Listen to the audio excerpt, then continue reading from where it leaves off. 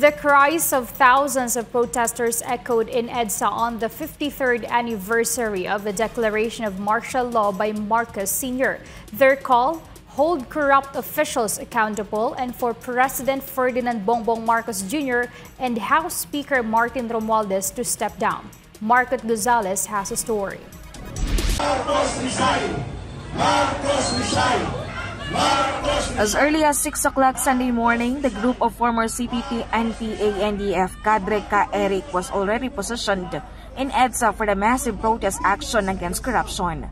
Their demand: Bongbong Marcos and Martin Romualdez to step down from office. This comes amid severe corruption exposed in the investigation into flood control projects after Metro Manila was submerged last month due to heavy flooding. Marcos resign! Marcos resign! Marcos resign! Marcos resign! There will be no justice, no matter how many times magrally yung mga tao, kung hindi natin ipanawagan ang paglayas sa poder at kapangyarihan ni Marcos at Romualdez, singilin at panagutin sila, baliwala ang mga rally. The rally should be pointed to accountability of Marcos. Kaya po ang grupo na Bangon Sambayanan at Marcos Alis dyan ay nananawagan ng Occupy EDSA. Hindi sa kung ano paman, kung hindi para bigkisin ang pinakamalawak na pagtutol ng mamamayan sa isyu ng korupsyon at pandarambong at singilin si Marcos at si Romualdez at papanagutin sa kanilang mga krimen. Pero anong karakter sa bahagi nila PBM, Martin Romualdez, na despite ng itong mga protesto natin, baka hindi naman sila mag-resign sa pwesto? Dahil walang hiya talaga sila. Ang taong walang hiya kagaya ni Marcos at Romualdez, mabigat po ang pag-resign sapagkat kapito po at nakikinabang sa poder at pundo ng bayan. Subalit pupersahin siya ng mamamayan. Lalo na kung manindigan ng Armed Forces of the Philippines at ang Philippine National Police to withdraw support. 72-year-old Tess Velos, who is in a wheelchair, also joined the protest despite her condition. Like Ka-Eric, she was also once part of the rebel movement. We need to fight and stand no matter what our condition is. Hindi na ako, ayaw ko na nang nasa bahay lang na nakikinig sa social media. Marami akong mga kaibigan na social media ko, ka-message ko, na tinatanong kung saan ako pupunta. Sabi ko kung saan nandun may mga sign ng BBM resign or Marcos resign. Because we need to make a very clear stand. Sino-sino talaga ang mga magnanakaw ng bayan. Some from the Muslim community also joined the rally, saying part of their protest was against alleged harassment to Vice President Sara Duterte. They too called for the resignation of the president. Nakikisa po kami sa panawagan na itigil na po yung corruption sa atin. Kasi talagang kaya hindi umano yung ekonomiya natin dahil sa kakurakutan ng iba. So kami po ay nakikisa, nananawagan na itigil na po yung corruption. Tama na! Mag-resign ka na, PBM. By past 2 o'clock in the afternoon, a number of rallies in EDSA had swelled. The northbound lane of EDSA was no longer passable to vehicles. No vehicles were passing through the flyover either because of the protest. EDSA was filled with various cries of Filipinos fed up with corruption.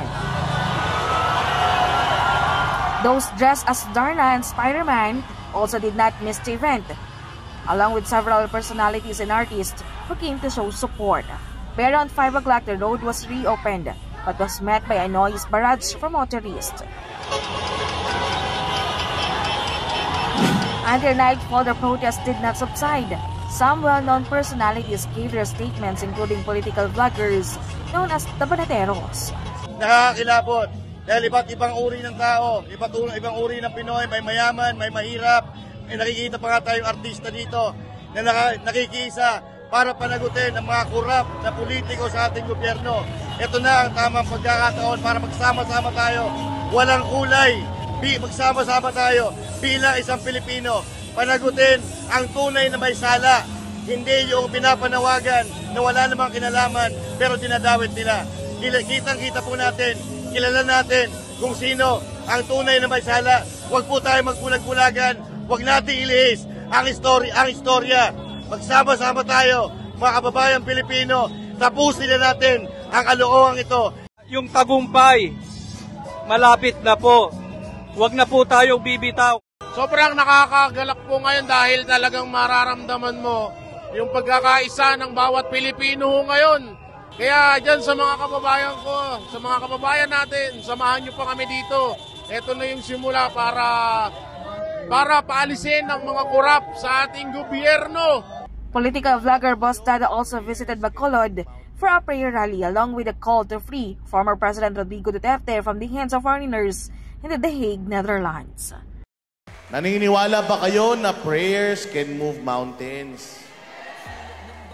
Na kapag marami tayong sabay-sabay na nagdadasal, mahaba man yung dasalan, nagkakatotoo yung ating mga idinadasal sa Panginoon. Alam po ba ninyo na gumalaw ang langit? Langit mismo, Diyos mismo, ang nagbisto sa katiwalian ng gobyerno na ito. Natatandaan ninyo, ipinagyabang niya sa kanyang SONA. Pinagyabang ni Marcos sa kanyang SONA yung flood control projects niya na 5,500 daw. Kinaumagahan, anong nangyari? Bumaha. Nabisto ng mga Pilipino yung mga pagnanakaw nila sa flood control projects pa lang.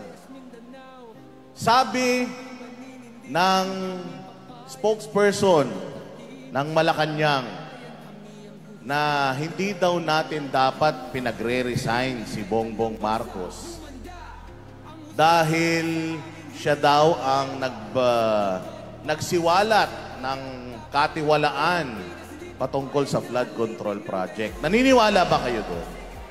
For God and the beloved Philippines, this has been Margaret Gonzalez, SMNI News.